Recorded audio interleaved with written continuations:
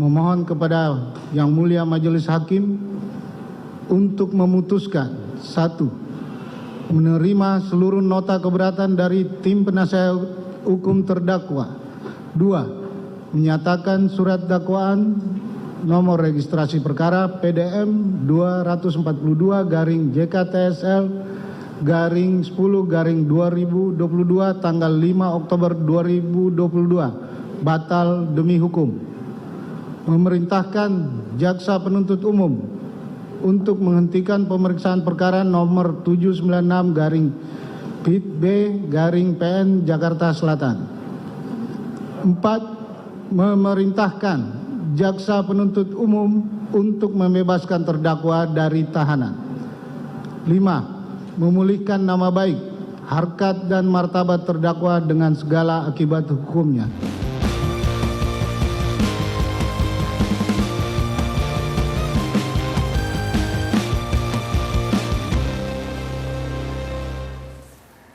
Anda kembali bergabung di Fokus Terkini, masih bersama kami di sini. Ada saya, ada Prof. Gayus dan juga Bang Kamarudin.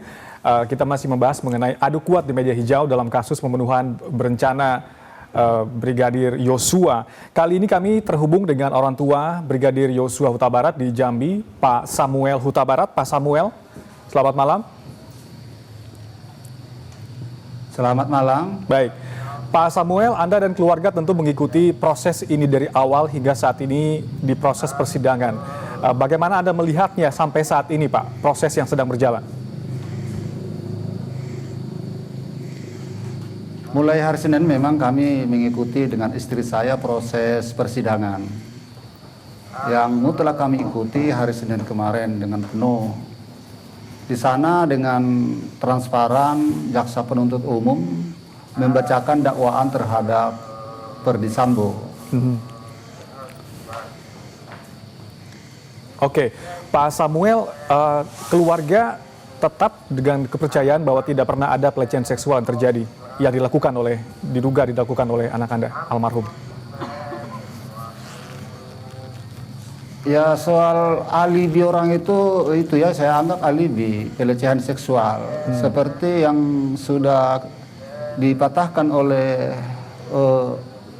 Mabes Polri yang terjadi di Magelang, di Duren 3, ini kan berpindah lagi ke Magelang. Sedangkan yang di Magelang kan tidak ada laporan polisi. Jadi nggak ada kuat orang itu bahwa almarhum mengadakan pelecehan di Magelang. Saya rasa itu semua hanya alibi.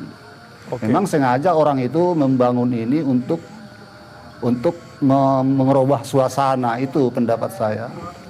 Mengubah suasana, apa yang dimaksud dengan mengubah suasana, Pak?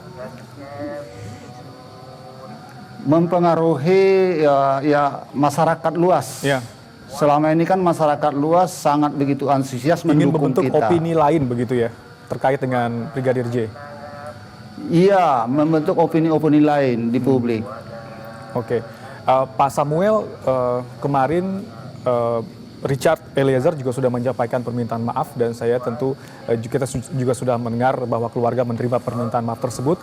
Yang ingin saya tanyakan, apakah ada pandangan lain dari Anda mengenai permintaan maaf, dan bagaimana pandangan keluarga terhadap Eliezer sendiri?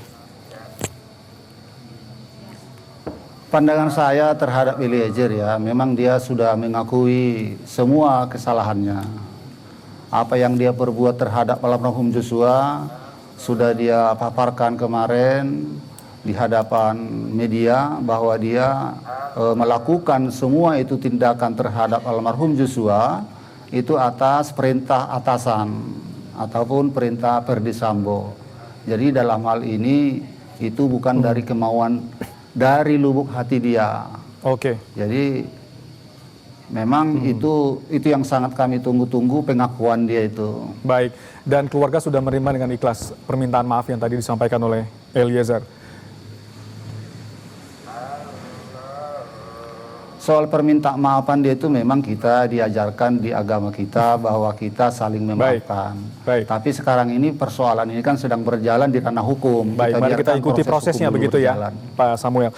Saya ingin ke Mas Roni Talapesi, pengacara dari Richard Eliezer. Mas Roni, kemarin eksepsi tidak diajukan, kemudian apa yang ingin disampaikan oleh Anda dan juga Eliezer mengenai tidak diajukannya eksepsi, apa yang ingin Anda sampaikan kepada publik terkait dengan sikap ini? Apakah ada kemungkinan kemudian keinginan untuk mempercepat proses ini karena kemarin Anda juga meminta banyak saksi dihadirkan termasuk FS dan juga PC. Apa yang ingin disampaikan, Mas Roni?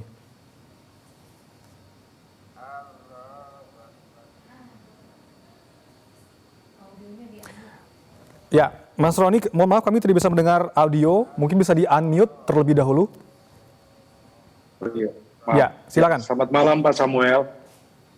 Ya, jadi kemarin kami mendengar dakwaan dari jaksa penuntut umum, kemudian dari tim penasihat hukum berbicara dengan klien kami, adik kami Richard Eliezer, akhirnya kami memutuskan untuk tidak mengajukan eksepsi. Pertimbangannya adalah ketika kami melihat dakwaannya itu secara formil sudah lengkap dan jelas ya. Jadi kami berpikir bahwa tidak perlu masuk lagi ke kita mengajukan eksepsi.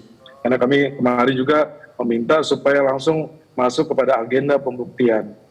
Yang pertama. Yang kedua, kesempatan yang baik ini kami berterima kasih kepada keluarga almarhum Joshua, Pak Samuel dan keluarga yang sudah memaafkan Richard Eliezer. Sebagai anak Tuhan, kami saling minta, kami akan mendoakan, kami minta mohon ampun, mohon maaf. Kemudian semoga dengan pernyataan dari Richard Eliezer ini dapat meringankan beban dari keluarga almarhum Bang Joshua ya. Itu memang disampaikan karena hari Minggu kemarin kami masih ibadah sama-sama, kemudian Richard Eliezer menyampaikan hal tersebut bahwa dia tidak ada masalah dengan almarhum Joshua. Mereka satu kamar tidur, kemudian sering ngobrol, cerita sama saya bahwa Bang Joshua sering bercandain dia, sering keluar makan bareng, ada waktu bersama bareng. Jadi dia sangat menyesal. Baik, Mas Kemarin Roni, dia sampaikan seperti itu. ya. Ya. Kemarin Anda juga pernah mengajukan permintaan menghadirkan saksi kunci di sana, ada Verdi Sambo, ada Putri Chandrawati, walaupun tidak dikabulkan oleh hakim. Kenapa Anda kemudian ingin mempertemukan, mengkonfrontir saksi-saksi kunci yang terjadi, yang mengetahui persis kejadian tersebut? Saya pikir begini ya Mas Oki, bahwa kan dari saksi-saksi ini kan yang masih tidak sinkron kan, Ya. mereka keterangannya belum nyambung gitu loh. Makanya kepentingan dari tim penasihat hukum ini adalah kita pemeriksaan saksi, jadi kita bisa langsung menguji dari kesaksian dari terdakwa-terdakwa yang lain. Ya. Karena keterangannya kan yang kita khawatirkan kan mereka saling mendukung kan, kemudian coba untuk membuat Richard Eliezer ini sendiri. Tetapi begini, bahwa kami percaya bahwa penegakan hukum ini akan berjalan baik karena apa? Kami melihat bahwa ada alat bukti yang lain juga ya yang mendukung dari rangkaian peristiwa kasus pidana ini. Jadi tidak berdiri sendiri. Jadi kalau yang disampaikan oleh, yang diklaim oleh pengacara dari Verdi Sambo dan Putri itu tidak benar. Oh, klien saya sampaikan itu sudah sebenarnya gitu. Ya. Nanti kita buktikan di persidangan. Contohnya pertama dibilang tembak, itu hajar, itu bukan hajar tetapi tembak. Karena apa? Di BAP-nya Ricky Rizal itu sudah menyebutkan bahwa perintahnya adalah perintah tembak.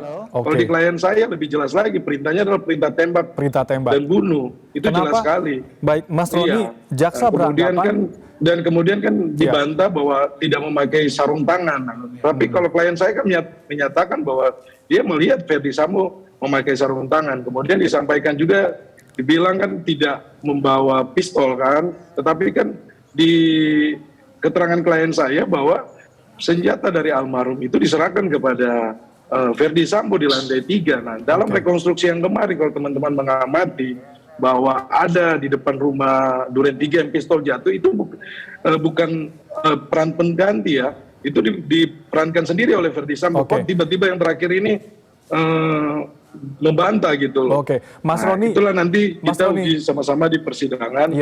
Bahwa pengen kita sampaikan bahwa klien saya akan berterus terang, akan menyampaikan sebenar-benarnya, karena ini merupakan penebusan rasa salahnya dia kepada almarhum Joshua dan Oke, keluarga. Mas Itu Roni, yang jaksa disampaikan kepada beranggapan saya. bahwa sebagai anggota polisi seharusnya Eliezer menolak saja untuk menembak. Kenapa tidak dilakukan hal itu?